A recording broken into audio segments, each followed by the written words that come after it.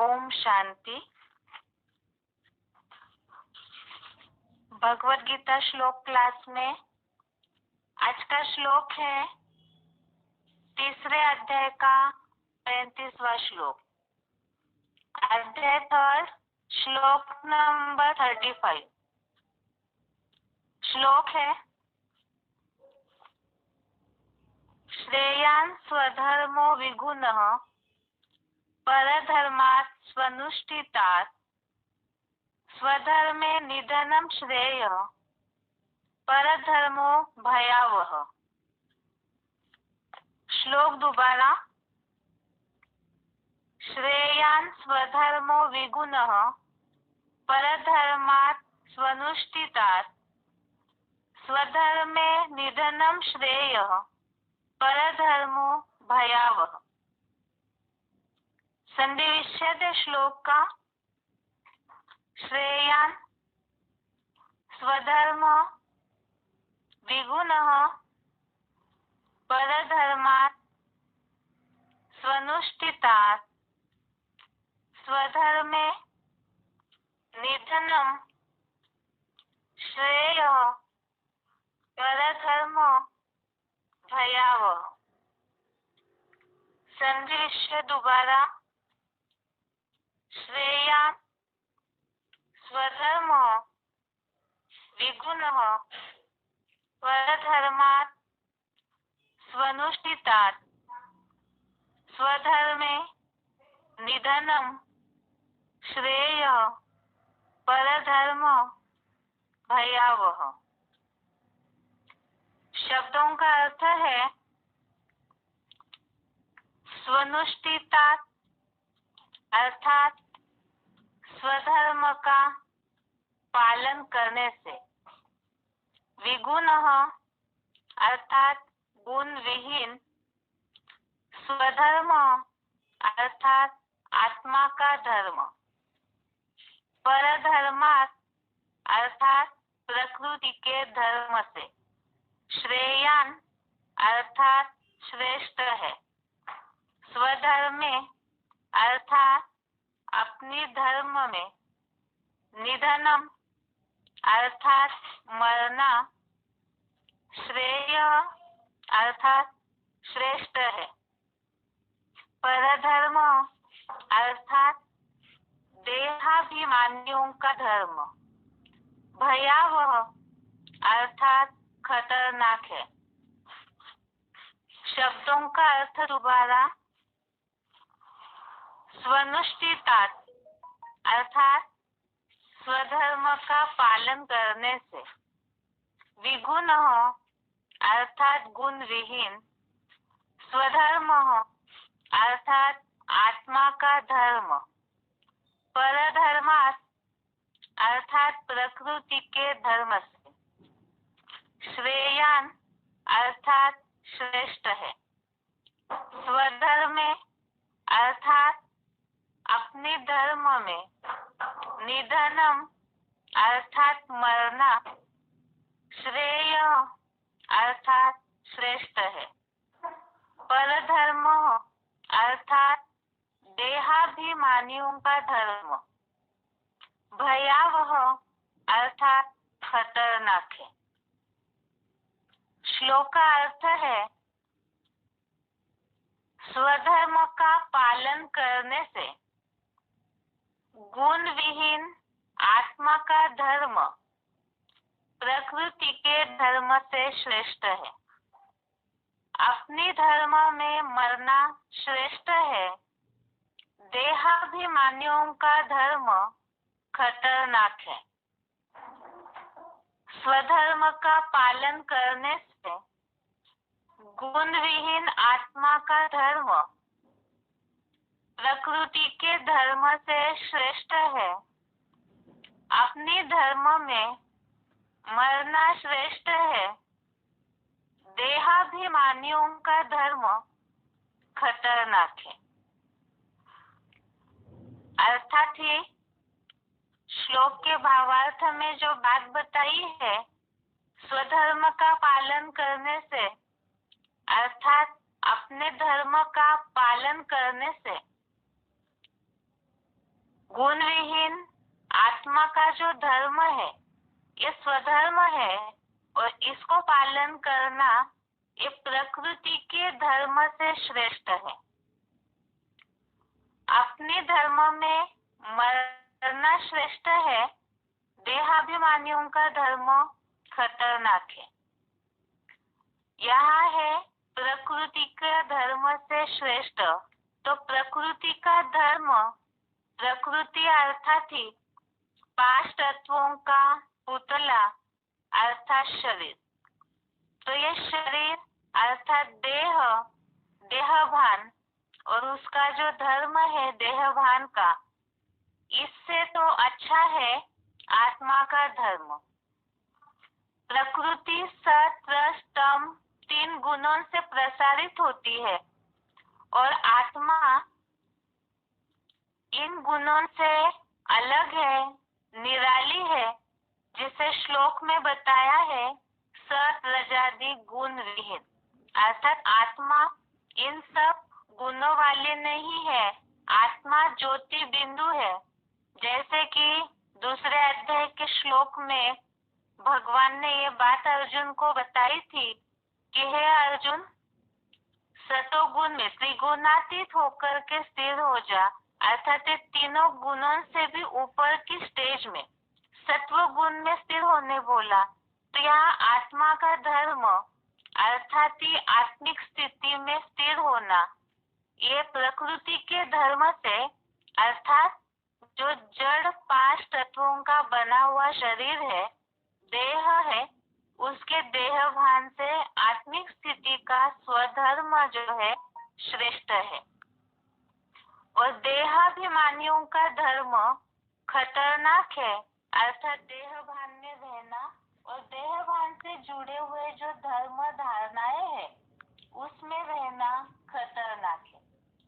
इस श्लोक का एक बार क्लैरिफिकेशन सहित भी अर्थ देखते हैं। स्वधर्म का पालन करने से सत रजादि गुण विहीन निराकार चेतन आत्मा का धर्म जड़त्वमयी प्रकृति के धर्म से श्रेष्ठ है। अपनी चेतन आत्मा के धर्म में देह त्याग रूप मरना श्रेष्ठ है। इस्लामी, बौद्धी आदि विदेशी विधर्मी देहाभिमानियों का धर्म अति खतरनाक है। क्लैरिफिकेशन में भी यही बात बताई है। जैसे यहाँ निराकार चेतन आत्मा का धर्म, आत्मा जब अपने ज्योति बिंदु स्थिति में एकदम स्थित रहती है तो वो निराकार चेतन आत्मा जो है उसके ऊपर कोई भी प्रकार का लेप छेप नहीं होता है। अर्थात तो इन 3 गुणों से गुण विहीन है, विहीन अर्थात गुण रहित है। इन तीनों गुणों का उसके ऊपर कोई असर नहीं है जब आत्मा अपने मूल ज्योति बिंदु स्थिति में निराकार चेतन स्थिति में स्थित है। और वही स्वधर्म जो है वो जड़त्व में प्रकृति के धर्म से श्रेष्ठ है। प्रकृति की जड़ है, प्रकृति के जो तत्व है 5 वो जड़ है। जैसे कि प्रकृति से ही बना हुआ जो मनुष्य शरीर है वो भी जड़ है। तो ऐसे जड़ प्रकृति के धर्म धारणा अर्थात देह भान से आत्मिक स्थिति का धर्म श्रेष्ठ है। इसीलिए अपनी चेतन आत्मा के धर्म में देह त्याग रूप मरना श्रेष्ठ है, जिसके लिए ही बोला जाता है धरत पर ये धर्म न छोड़िए। अर्थात ही हिस्ट्री में भी ऐसी बातें देखने में आती है। यहाँ खास आगे जो वाक्य लिखा हुआ है, इस्लामी, बौद्धी आदि विदेशी विधर्मी देहाभिमानियों का धर्म अति खतरनाक है। अर्थात ये जो अलग अलग धर्म है, जैसे कि सतयुग त्रेतायुग में आत्मा आत्मिक स्थिति में रहती है तो वहाँ अकर्म होते हैं, और जैसे ही द्वापर युग से देहभान आया, देहभान बढ़ा तो देह के धर्म बढ़े और देह के धर्म बढ़ते गए, देहभान बढ़ता गया तो वैसे ही दुख बढ़ते गए। तो इसीलिए ही यह बात बताई है कि ऐसे देहाभिमानियों का, जो देह के भान में रहने वाले, देह के भान को बढ़ाने वाले, जिनमें ऐसी धारणाएं हैं देहभान बढ़ने वाली, बढ़ाने वाली, तो ऐसे धर्म जो है वो खतरनाक है। उससे तो अच्छा अपने धर्म में मरना अच्छा है। यहाँ दो प्रकार की बातें हैं।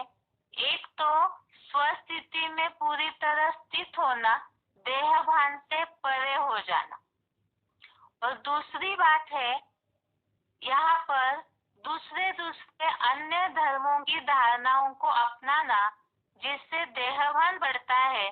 तो ऐसे धर्मों की धारणाओं को अपनाना, कन्वर्ट होना, या दूसरे धर्मों की धारणाओं को अपने जीवन में धारण करने से तो अच्छा है कि अपने धर्म में मरना श्रेष्ठ है। जैसे हिस्ट्री में ऐसे बहुत उदाहरण देखे जाते हैं, जहाँ भी कन्वर्शन की बात आई, बहुत सारे अत्याचार किए गए, तो भी राजाओं ने मरना स्वीकार किया, लेकिन औरों की अधीनता, दूसरों के धर्म में जाना स्वीकार नहीं किया। तो इसी तरह से ये सारी बातों का फाउंडेशन तो यहाँ संगम युग में पड़ता है, जिसके लिए ही अपने खास तो सनातन धर्मों में टिके रहना अच्छा, दूसरे धर्मों की धारणाएं खतरनाक है, भयावह है। और उससे भी श्रेष्ठ ऊपर की स्थिति बताई, देहभान से भी निराले होके आत्मिक स्थिति का स्वधर्म में टिकना, ये आत्मा का मूल धर्म है। इसके पहले एक सिलेक्टेड पॉइंट सुना था हमने, स्वमान में रहना।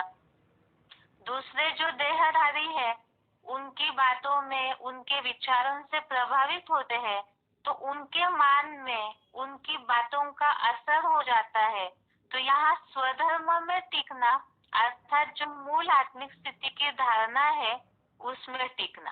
तो ये देहभानियों का धर्म खतरनाक है, भयावह, ये शब्द आया है श्लोक में, परधर्म भयावह, अर्थात देहभानियों का धर्म खतरनाक है।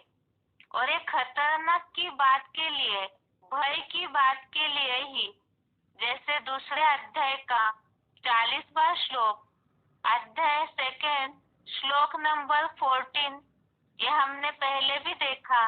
इसमें बात आई है, नेहाभिक्रम नाशोस्ति प्रत्यवायो न विद्यते स्वल्पम अपि अस्य धर्मस्य त्रायते महतो भया। अर्थात ही ये जो आत्मिक स्थिति की धारणा है, इसका अल्पांश भी महान भय से रक्षा करता है। श्लोक के भावार्थ में ये बात आई है कि इस कर्म योग की धारणा का अल्पांश भी महान भय से रक्षा करता है। अर्थात ही आत्मिक स्थिति में जितना टिके रहेंगे तो उतना ही, ये तो श्लोक समझते समय हमने समझा था, आत्मिक स्थिति स्वधर्म में टिकने से विनाश का जो महान भय है उससे भी रक्षा होती है।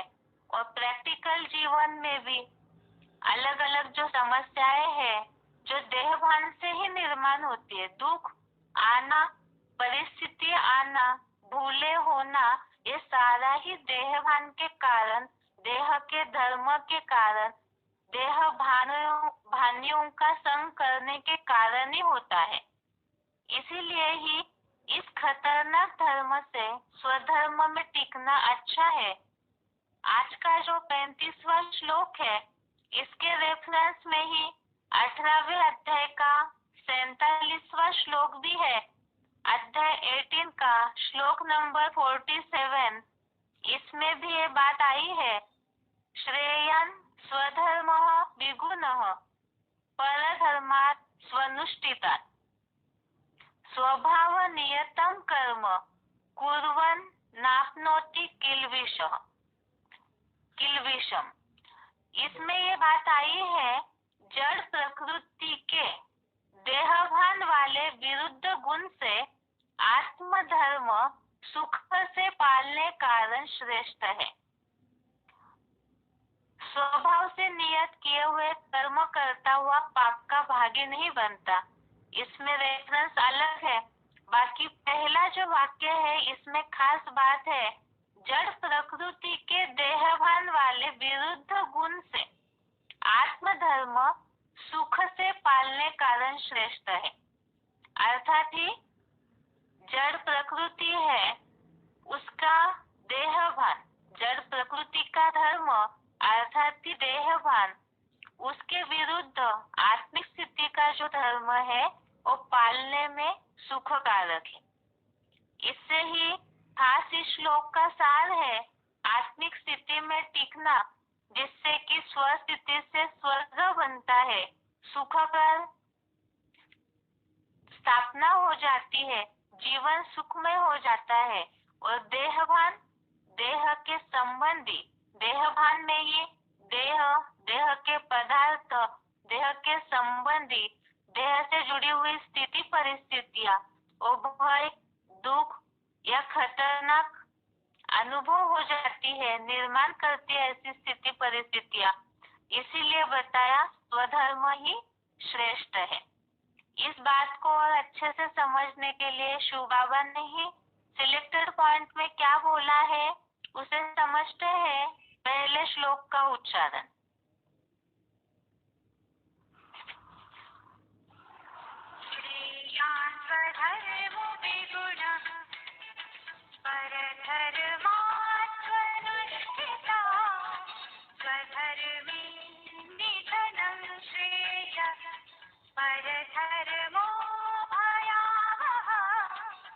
स्वधर्म का पालन करने से सतरजादि गुण विहीन निराकार चेतन आत्मा का धर्म जड़त्व में प्रकृति के धर्म से श्रेष्ठ है।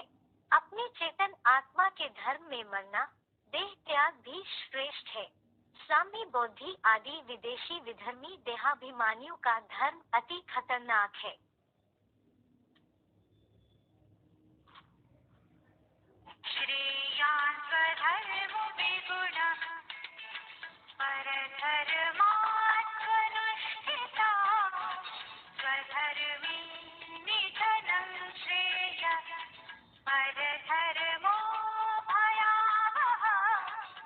स्वधर्म का पालन करने से सतरजादि गुण विहीन निराकार चेतन आत्मा का धर्म जड़त्व में प्रकृति के धर्म से श्रेष्ठ है।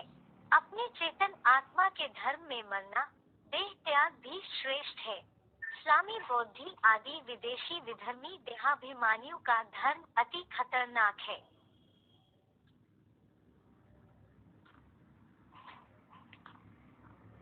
इसी श्लोक से रिलेटेड सिलेक्टेड पॉइंट है VCD नंबर 2231, VCD नंबर 2231।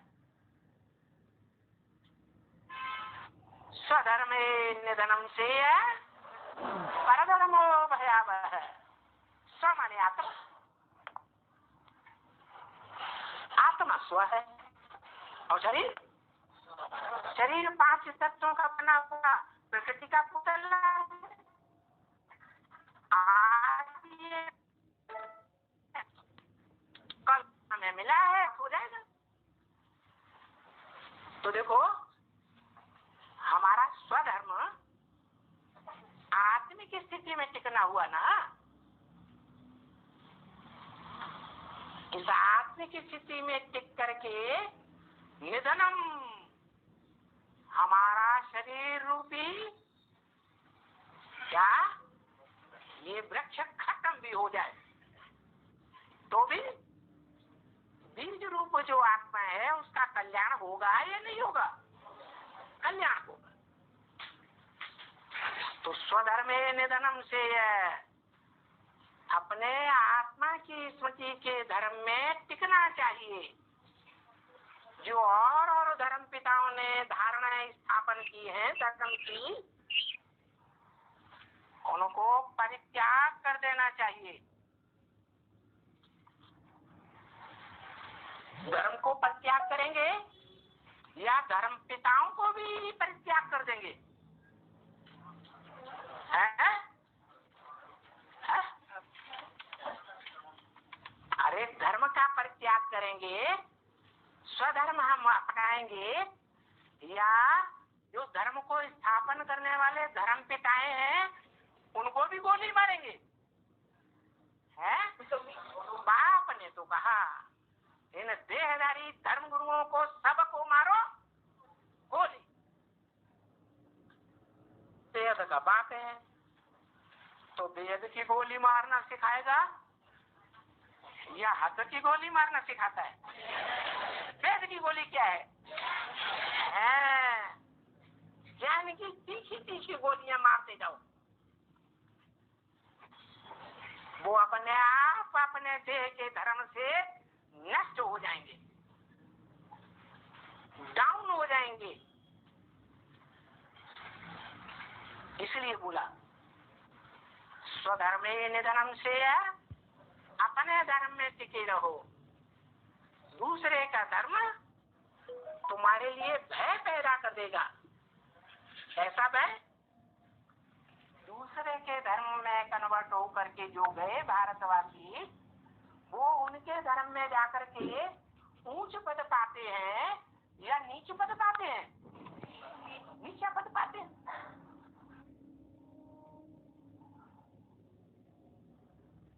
अभी के पॉइंट में जैसे हमने सुना, दूसरे धर्मों में कन्वर्ट होने की बात के लिए शिव बाबा ने बताया है कि दूसरे धर्मों में अगर कन्वर्ट हो जाते हैं तो अपने धर्मों में तो ऊंचा पद देंगे नहीं, उससे दुख ही मिलेगा क्योंकि कंट्रोल में रहना पड़ेगा।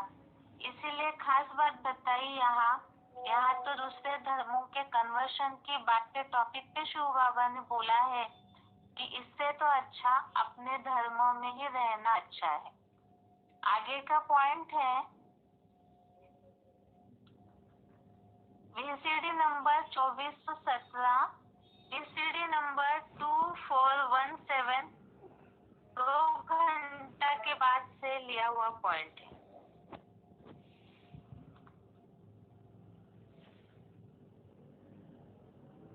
दुनिया की जितनी अच्छी अच्छी परंपराएं हैं वो बाप आकर डालते हैं, और जितनी गलत गलत खराब खराब परंपराएं हैं वो मनुष्य डालते हैं। इसलिए नरक बनाता है। क्या बनाता है? नरक बनाता है। और स्वस्थिति में रहने वाला स्वर्ग बनाता है। वो बनाता है स्वर्ग। जो कौन बनाता है? जिसमें प्रवेश करता है वो स्वर्ग बनाता है। ऐसे सदा काल स्वस्थिति में रहने की प्रैक्टिस करके सदैव स्वस्थिति में रहेगा तो स्वर्ग बना सकेगा। सदैव स्वस्थिति में नहीं रहेगा, स्वधर्मे निधनम से परधर्मो भयावह। स्व माने आत्मा के धर्म में, आत्मा की स्मृति में जो रहेगा वो ही श्रेष्ठ है। परधर्म, मुसलमानों का धर्म, क्रिश्चियन का धर्म, सिखों का धर्म, बौद्धियों का धर्म या कोई भी देहधारी मनुष्य गुरु का धर्म अपनाएगा तो वो पर धर्म है। पर माने पराये हैं। स्व अर्थात स्व माने सूर्यवंशी नहीं है, बाप के बच्चे नहीं है।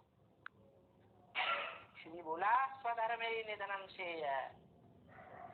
स्व माने आत्मा के धर्म में शरीर छूट जाए आत्मा की स्मृति में तो कहाँ जाएगा? स्वर्ग में जाएगा।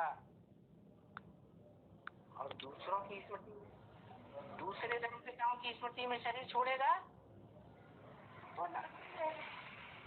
चाहे वो ब्रह्मा हो, चाहे वो इब्राहिम हो, चाहे वो क्राइस्ट हो, कोई भी धर्म पिता हो, वो सब पर हैं। क्या? पराये हैं, अपने नहीं हैं। तुम्हारा अपना एक बाप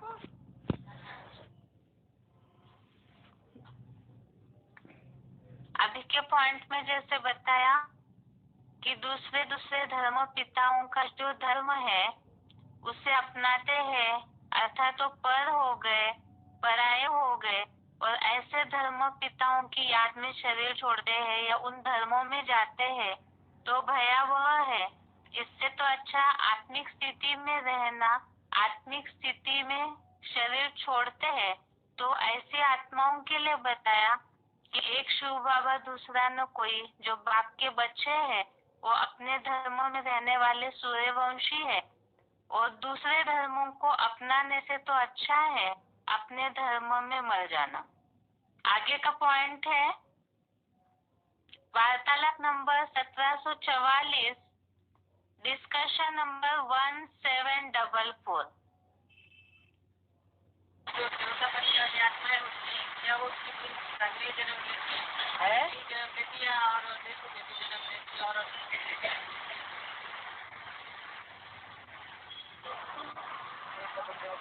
जो भी देवता बनते हैं वो द्वापर युग से हिंदू कहे जाते हैं या नहीं है? कहे जाते हैं। और हिंदू और धर्म में कन्वर्ट होते रहे या नहीं होते रहे? हिंदू ही तो दूसरे धर्म में कन्वर्ट हुए, और धर्म वाले कभी कन्वर्ट होकर हिंदू नहीं बने।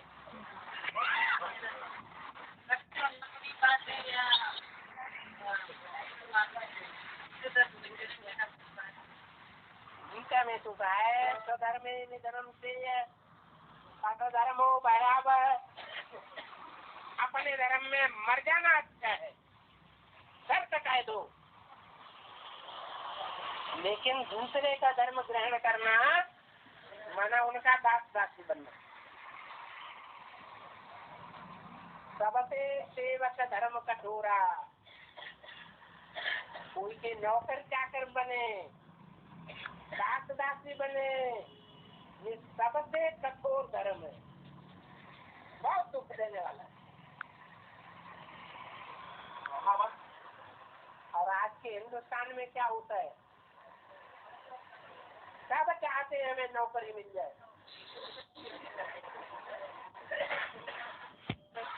नौकरी मिलेगी तो कोई के अंदर में काम करना पड़ेगा। दास दासी बन गई ना, बन गई।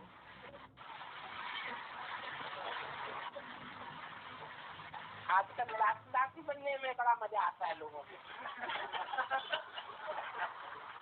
बाप कहते हैं मैं तुम्हें राजाओं का राजा बनाता हूँ। राजा किसी के अधीन नहीं होता है, दास दासी तो अधीन होते,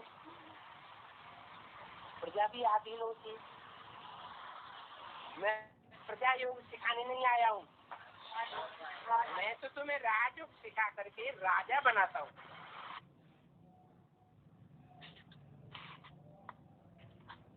आगे का पॉइंट है वीसीडी नंबर 2377, वीसीडी नंबर 2377। स्व माने आत्मा, पर माने पराया। पर है देह, देह के 5 तत्व ये पर है, पर धर्म है। देह के धर्म, देह के 5 तत्वों के विश्लेषण में बुद्धि लगी रहे, वैज्ञानिकों की तरह, डॉक्टरों की तरह। तो वो कौन से धर्म में लगे हुए हैं? पर धर्म में लगे हुए हैं, क्योंकि उनको पता ही नहीं है कि स्व क्या है। स्व माने अपना क्या है, आत्मा अपनी है। कि स्वरूप को जानना, उस स्वरूप में टिकना, उसी स्मृति में रहना, ये स्वधर्म है। नहीं तो है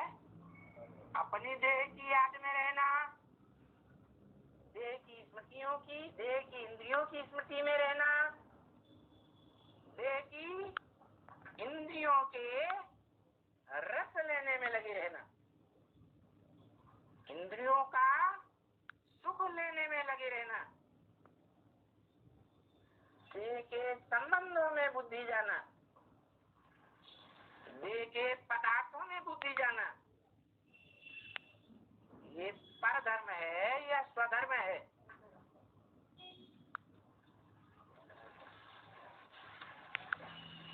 तो घड़ी घड़ी चेक करना चाहिए।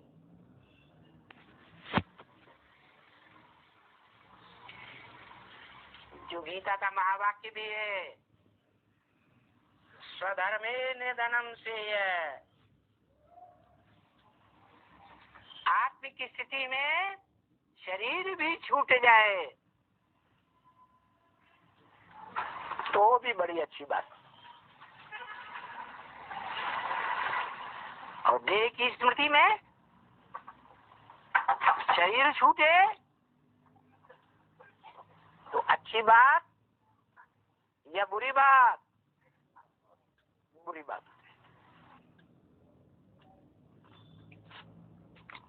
अभी तक के जो हमने सिलेक्टेड पॉइंट समझे, जैसे नौकरी करते हैं, किसी के अंडर में रहते हैं, ये भी पराया धर्म बोलना। देह के संबंधी, देह के पदार्थों का भान, देह भान, ये भी पराया धर्म है। देह के विश्लेषणों में जिन वैज्ञानिकों की बुद्धि जाती है, देह ही पराई है, प्रकृति ही पराई है, तो उसमें जिनकी भी बुद्धि जाती है वो सब पराया धर्म है। ऐसे ही देहभान वाले दूसरे जो धर्म है वो भी पराये धर्म हो गए। तो इन सब के ही स्मृति में जाना, कंट्रोल में जाना, अर्थात ये भयावह है, दुखदाई है, और आत्मा का जो स्वस्थिति का स्वधर्म है यही सुखदाई है, श्रेष्ठ है। इसी श्लोक से रिलेटेड बहुत सी मुरलियों में शिव बाबा ने बताया है स्वधर्म के लिए आत्मिक स्थिति का धर्म किस तरह से स्वर्ग की स्थापना करता है, कैसे श्रेष्ठ है। आज का श्लोक जो है, जो टॉपिक चल रहा था श्लोकों का 25 से लेके 35 तक, श्लोक नंबर 25 से 35 तक, इन श्लोकों का हेडिंग हमने देखा था ज्ञानी और अज्ञानियों के लिए, खास तो राग द्वेष से रहित कर्म करने के लिए प्रेरणा और ज्ञानी और अज्ञानियों के लक्षण। इसमें खास बातों सार यही है इन श्लोकों का हेडिंग के हिसाब से कि देह भान में जितना जितना रहते हैं तो उतना किस तरह से बुद्धि हलचल में आती है, दुख निर्माण होते हैं, और इससे निराला होने के लिए ही जो अभी तक हमने श्लोकों में समझा, अनासक्त होना, साक्षी दृष्टा होना, दृष्टि होना, ये सब बातों के लिए जो पुरुषार्थ के लिए बताया है भगवत गीता में, तो उसका सारी है आत्मिक स्थिति। ये जो भी बुद्धि की हलचल होती है वो देहभान के कारण, जो अभी तक देखा देह के पदार्थ, देह के संबंधियों के कारण ही राग द्वेष निर्माण होता है, बुद्धि हलचल में आती है, या जैसे ये सारे ही आत्मा के शत्रु है राग द्वेष, उससे रिलेटेड जो भी विकार है, इसीलिए ही ये पराये धर्म है देहभान वाले। आज के श्लोक का सारी है, अभी तक के श्लोकों का सारी आज के श्लोक का सार है कि देह का धर्म दुखदाई है, इसीलिए आत्मिक स्थिति में रहना यही श्रेष्ठ है। यही आज के श्लोक है। इसके साथ साथ आज बेसिक कोर्स शुरू करते हैं आगे का। बेसिक कोर्स में कल जो हमने समझा था उसकी शॉर्ट में रिवीजन देखते हैं पहले, उसके बाद आगे। बेसिक कोर्स में बात चल रही थी सृष्टि चक्र की। भगवान आकर के सृष्टि का खास राज बताते हैं कि ये सृष्टि लाखों वर्ष की नहीं है, सृष्टि 5000 वर्ष की है। ये सृष्टि रूपी नाटक या ये काल चक्र 5000 वर्ष का है और इसकी हूबहू पुनरावृत्ति होती है, रिपीटेशन होता है। ये सृष्टि रूपी नाटक या काल चक्र जो 5000 वर्ष का है, यही नाटक अपना चक्र जो है वो 4 युगों में बांटा हुआ है, जिसकी निशानी के रूप में, यादगार के रूप में स्वस्तिक का चिन्ह दिखाया जाता है, निकाला जाता है, उसे सभी मानते भी है। जैसे चित्र में स्वस्तिक के द्वारा इस सृष्टि चक्र को दिखाया गया है, 4 भागों में ये चक्र बटा हुआ है, ये सृष्टि रूपी नाटक बटा हुआ है। सतयुग, त्रेतायुग, द्वापर युग और कलयुग। और इसमें एक विशेष बात है, स्वस्तिक को जिस तरह से निशानी दिखाई जाती है, ये चारों समान भाग है, अर्थात ये चारों युगों की आयु, चारों युगों का कार्यकाल समान है। अर्थात पूरा टोटल सृष्टि का आवर्तन एक काल चक्र, एक कल्प जो 5000 वर्ष का है, वो 4 समान भागों में बटा हुआ है। 5000 वर्ष को 4 भागों में बांटते हैं तो एक युग, एक काल, एक युग जो है वो 1250 वर्ष का होता है। इसी तरह से चारों युग ये 1250 वर्ष के ही है। तो ये सृष्टि का काल चक्र हूबहू रिपीट होता है और ये युगों का आवर्तन इसी तरह समय अनुसार चलता है। इसमें हमने एक बात पहले देखी थी, शास्त्रों में युगों की आयु को लेकर जो मान्यता है, कलयुग की आयु से द्वापर दुगुना है, उससे 3 गुना त्रेता है और उससे सतयुग 4 गुना। तो ये जो मान्यता है इस हिसाब से गलत सिद्ध हो जाती है। स्वस्ति की निशानी भी शास्त्रकार ही मानते हैं, भक्ति मार्गीय लोग मानते हैं शुभ संकेत के रूप में, लेकिन उसका रहस्य नहीं जानते हैं कि ये जो 4 युगों की आयु है उससे ही जुड़ा हुआ स्वस्तिक की निशानी है। स्वस्तिक को 4 समान भागों में बांटा है, अर्थात चारों युगों की आयु समान है। शास्त्रकार एक तरफ से स्वस्तिक निकालते भी है और दूसरी तरफ से युगों की आयु की मान्यता को भी एक गलत फहमी के रूप में दिखाया। अब स्वस्तिक की निशानी जो सृष्टि चक्र से जुड़ी हुई है, इससे सिद्ध हो जाता है कि चारों युगों की आयु समान है। अभी ये स्वस्तिक का चिन्ह जो सृष्टि चक्र से जुड़ा हुआ है, ये बहुत ही प्रसिद्ध है। कई धर्म वाले हैं, कई ऐसे देश है जो इस स्वस्तिक के निशानी को मानते हैं। खास तौर पे हिंदू धर्म में भक्ति मार्ग ज्यादा मान्यता वाला है। इसमें स्वस्तिक को शुभ चिन्ह के रूप में माना जाता है। जहाँ भी पूजा अर्चना होती है, जो भी शुभ कार्य होता है, वहाँ स्वस्तिक की निशानी जरूर दिखाई जाती है। लेकिन ये शुभ चिन्ह के रूप में क्यों दिखाया जाता है, क्यों माना जाता है, इसे कोई भी पंडित, पुजारी, साधु संत नहीं जानते हैं। न जानने के कारण ही वो इसके राज को भी नहीं बता सकते हैं, न बता पाए हैं।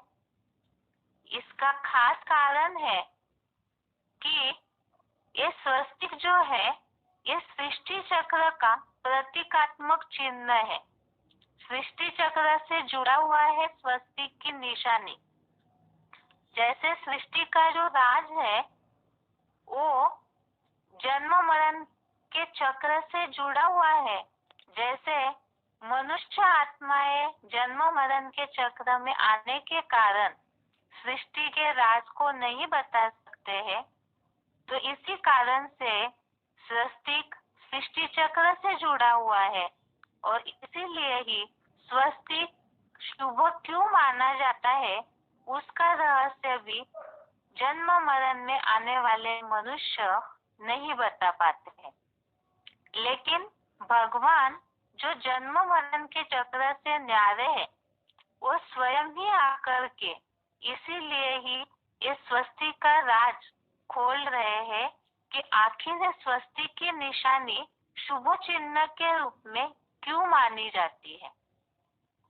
अब इससे हमें समझना होगा कि ये स्वस्तिक की निशानी शुभ क्यों है। क्या केवल स्वस्तिक का चिन्ह शुभ कार्यों में दिखाने मात्र से ही सब कुछ शुभ हो जाएगा? इसका भी रहस्य समझना होगा। अगर केवल चिन्ह निकालने मात्र से ही सब कुछ शुभ हो जाता, तो फिर व्यक्ति अपने कर्मों की तरफ कभी ध्यान ही नहीं देंगे, क्योंकि चिन्ह निकालने से सब कुछ अच्छा ही अच्छा हो रहा है, तो कर्म कैसे भी करते जाए और चिन्ह निकालते जाए, स्वस्तिक बनाते जाए, तो फिर कर्मों की थ्योरी का महत्व ही क्या रहा। इसीलिए खास बात तो है कि अगर कर्मों की थ्योरी को मनुष्य महत्व ही नहीं देगा, तो फिर भगवान को भी गीता में इतना सारा कर्मों का ज्ञान देने की क्या आवश्यकता थी। इसके लिए ही खास बात तो है कि शुभ चिन्ह बनाने से शुभ नहीं होगा, कर्म करने से शुभ होगा। और कर्म कब शुभ होंगे? जब उसके लिए सही ज्ञान, सच्चा ज्ञान की जानकारी होगी। इसीलिए ही 9वें अध्याय में भगवान ने ये बात बोली है।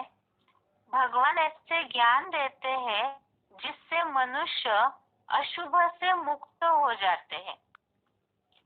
इसका मतलब ये है कि स्वस्तिक की निशानी मात्र से शुभ नहीं होगा, लेकिन उसका रहस्य समझना होगा कि इस चिन्ह के पीछे आखिर एक चिन्ह शुभ कैसे हुआ। इस रहस्य को जानना होगा, तब ही उसके शुभ चिन्ह के पीछे का राज और उसके साथ साथ क्या कर्म करने होंगे, उसकी सच्चाई समझने से ही कर्मों में सुधार आ सकता है। इसीलिए ही ये सृष्टि चक्र का राज भगवान आकर के बताते हैं। स्वस्तिक सृष्टि चक्र से जुड़ा हुआ है और ये सृष्टि चक्र जो है, ये मनुष्यों के जो जन्म मरण का जो खेल है उससे जुड़ा हुआ है। और इस रहस्य को भगवान आकर के स्वयं बता रहे हैं कि वास्तव में ये मनुष्य सृष्टि जो है, ये एक अद्भुत नाटक है। ये अद्भुत नाटक है। ये सृष्टि किस तरह से नाटक है? तो कहा जाता है ये सृष्टि जो है वो प्रकृति और पुरुष का खेल है।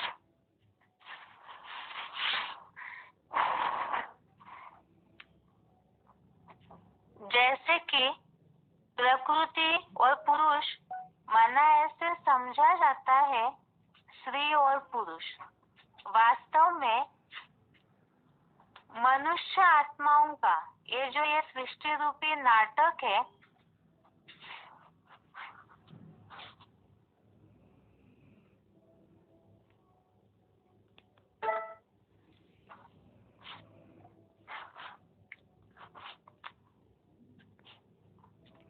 ये जो मनुष्य सृष्टि का अद्भुत नाटक है, एक केवल यहाँ प्रकृति पुरुष अर्थात स्त्री पुरुष के हिसाब से नहीं बोला हुआ है। आत्मा के पाठ में हमने इस रहस्य को समझा है कि प्रकृति अर्थात ये शरीर 5 तत्वों से बना हुआ है और पुरुष अर्थात आत्मा 5 तत्वों से बना हुआ शरीर अर्थात प्रकृति और पुरुष का अर्थ आध्यात्मिक हिसाब से और संस्कृत में ये संस्कृत शब्द है पुरुष अर्थात ही पुरु अर्थात पूरी और श अर्थात शयन करना। शयन करना अर्थात आराम से सोना, आराम करना। तो शरीर रूपी पूरी में शयन करने वाली आत्मा जो है, ये शरीर जो प्रकृति का 5 तत्वों का पुतला है, इस शरीर रूपी पूरी में रहती है। इस हिसाब से ही आत्मा पुरुष है और प्रकृति अर्थात ये 5 तत्व से बना हुआ मनुष्य शरीर। इसी के लिए ही गीता में भी इसका उल्लेख आया हुआ है कि आत्मा प्रकृति के गुणों में आसक्ति के कारण जन्म मरण का कारण है, अर्थात इस नाटक का कारण है। मनुष्य सृष्टि जो अद्भुत नाटक है और ये नाटक में प्रकृति और पुरुष का खेल है, अर्थात ही आत्मा प्रकृति के गुणों में आसक्त होकर के जो जन्म मरण के चक्र में आती है, तो यही इस नाटक का कारण है, जिसके लिए ही गीता के 13वें अध्याय के 21वें श्लोक में अध्याय 13 के श्लोक नंबर 21 में ये उल्लेख आया हुआ है, पुरुषः प्रकृतिस्थो हि भुंक्ते प्रकृति जान गुणान।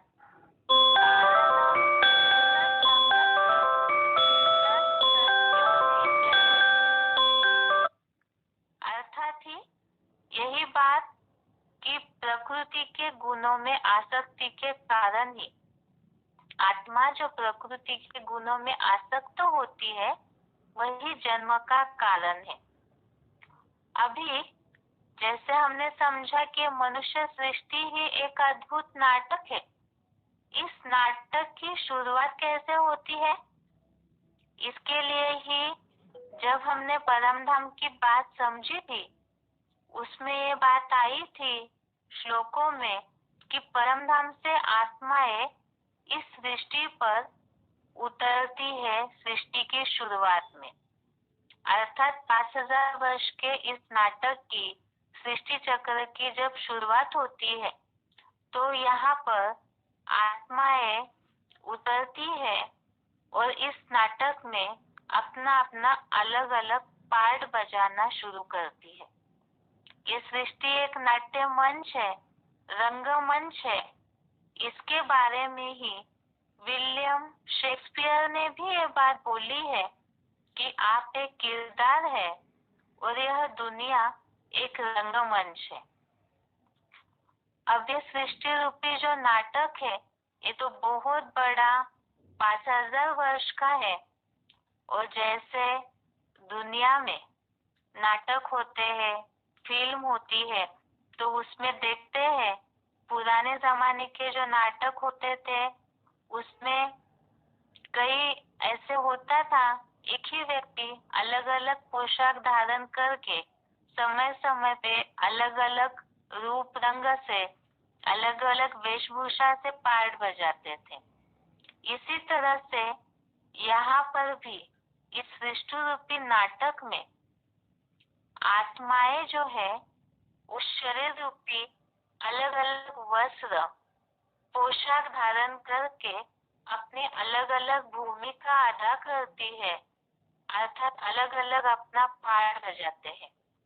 ये बहुत बड़ा बेहद का नाटक है और इसमें इस तरह से आत्मा शरीर को धारण करके पार्ट बजाती है, अर्थात ये आत्मा का ये शरीर ही वस्त्र है। अब इसके बारे में ही आत्मा का इस शरीर अर्थात जिस प्रकृति का आधार लेती है आत्मा, तो ये शरीर ही वस्त्र है। इसके बारे में भी भगवत गीता में एक उल्लेख आया हुआ है। आत्मा की मनुष्य से और शरीर की चोला अर्थात वस्त्र से तुलना की गई है। भगवत गीता में दूसरे अध्याय का 22वां श्लोक, अध्याय 2 का श्लोक नंबर 22 में ये उल्लेख आया हुआ है, वासांसि जीर्णानि यथा विहाय नवानि गृह्णाति नरोपराणि तथा शरीरानि विहाय जीर्णान्यानि संयाति नवानि देहि। अर्थात जैसे मनुष्य पुराने वस्त्रों को त्याग कर दूसरे नए ग्रहण करता है, उसी प्रकार पुराने शरीरों को छोड़कर आत्मा दूसरे नए शरीरों को बरबस ग्रहण करती है। अर्थात ही जैसे बताया, इस सृष्टि नाट्य मंच में अलग अलग पोशाक धारण करना, आत्मा रूपी एक्टर अलग अलग शरीर रूपी वस्त्र धारण करती है। जैसे ही आत्मा रूपी एक्टर एक शरीर रूपी चोला अर्थात शरीर को धारण करती है, अर्थात ही एक जन्म लेती है, तो उसका वहां से एक पार्ट की शुरुआत हो जाती है, एक एक्टिंग की शुरुआत हो जाती है, अर्थात एक जन्म नाटक का एक भाग हो गया। और जब शरीर छोड़ देती है, अपना शरीर रूपी वस्त्र को पुराना होने के कारण आत्मा छोड़ देती है, अर्थात ही मृत्यु हो जाती है, तो वहां पर उसका वो पार्ट समाप्त हो जाता है। और फिर वो आत्मा दूसरा जन्म धारण करती है, दूसरा जन्म लेती है, दूसरा शरीर धारण करती है, तो उस दूसरा शरीर रूपी वस्त्र धारण करके उस पोशाक या उस वेशभूषा के रूप में उसके अगले पार्ट की, अगले जन्म की शुरुआत हो जाती है। इसी तरह से अब ऐसा जो जैसे सृष्टि का चक्र है, ये जो पहले भी हमने देखा, सृष्टि का चक्र रिपीट होता है, ये चक्र चलता है। इसी तरह से सृष्टि चक्र के साथ साथ ही मनुष्यों का जन्म मरण का चक्र भी जुड़ा हुआ है। अब इस सृष्टि रूपी नाटक में, इस नाट्य मंच में आत्मा ने कितने जन्म लिए, अर्थात कितने शरीर रूपी चोले धारण किए और उस वेशभूषा को धारण करके कितने और कैसे कैसे पार्ट बजाए हैं, ये हमें कैसे पता चलेगा? ये तो हमने समझा कि आत्मा रूपी नाटक है, ये सृष्टि रूपी नाटक है और इसमें आत्मा पार्ट बजाती है, एक्टिंग करती है। लेकिन अब उसमें वो क्या क्या पार्ट बजाती है, कैसे पार्ट बजाती है, इसे भी हमें जानना होगा। अब प्रश्न आता है कि ये हमें जानना क्यों जरूरी है? ये जो 5000 वर्ष का इतना बड़ा नाटक है, इसमें कितने सीन्स है, अभी कौन सा समय चल रहा है, कौन सा इस नाटक का पार्ट या सीन चल रहा है। जैसे दुनिया में भी नाटक होते हैं, पिक्चर होता है, तो सभी को क्यूरियोसिटी होती है, जानने की इच्छा होती है कि नाटक किसने बनाया, इसका एक्टर कौन है, उसमें विलियन कौन है और कौन कौन ने क्या क्या पार्ट बजाया है, सबको इसकी इच्छा होती है। इसी तरह से ये जो बेहद का सृष्टि रूपी नाटक है, तो इस नाटक का भी डायरेक्टर कौन है, इसके एक्टर्स कौन है मुख्य, जो इस सृष्टि रूपी रंगमंच पर सबसे अच्छे से पूरा प्रसिद्ध होने वाला पार्ट बजाते हैं, विलियन कौन है और भी ऐसे कौन कौन एक्टर्स है, तो इसे भी जानना चाहिए।